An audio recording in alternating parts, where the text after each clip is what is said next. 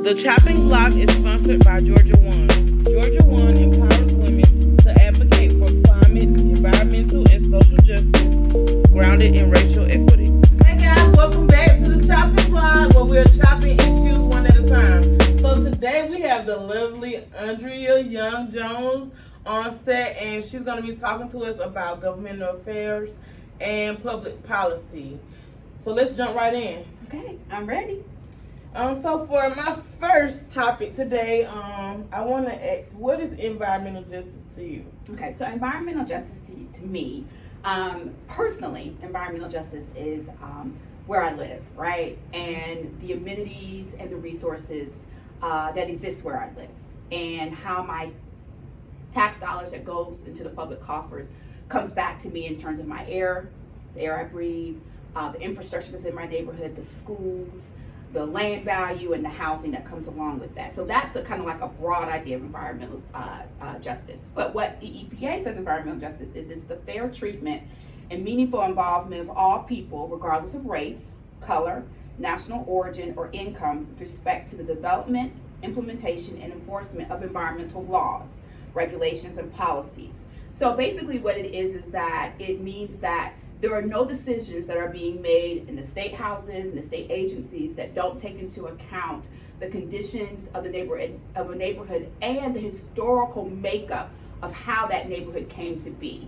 And so looking at America in terms of environmental justice, in Georgia specifically, based on our history, we have a history of racism in our country where we stratify resources and the value of people by the color of their skin. Absolutely. And so because of that, there's been neglect, there's been disenfranchisement, and there has been basically just a contempt in terms of understanding how governmental policies, and I'm not talking about government like it's an alien, I'm talking about the people who make up government, because we are a self-governing type of nation. We self-govern. So the decisions that are made, a human being has made those decisions, right?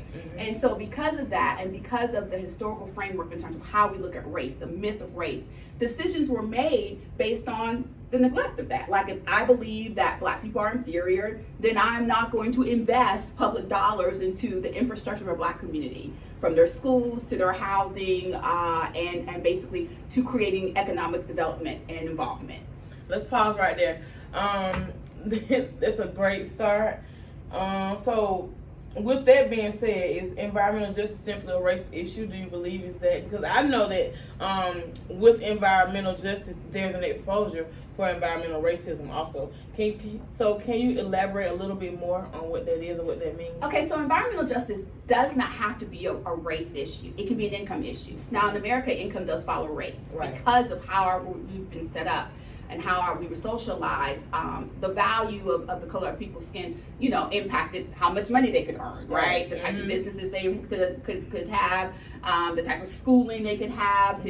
So all of the things that came into the value of a person came in through race. So environmental racism is one aspect, but you can have it for people who are low income. But white people experience environmental injustices because they live in a poor community, right? Because they can't afford to live in a better community. And also they can't afford the lobbyists, and they can't afford the amenities that come with the types of communities that we see, like from the Buckheads to the Vinings, to out there in Alpharetta, where you have a lot of money and resources, right? And so that feeds into the community. So white people have that too. That's a classism, right?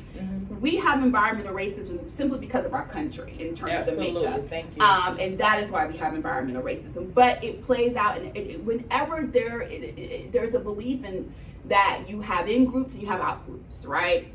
In our country, and those people who are in have the power, and they have the ability to decide where resources go and how you apply that.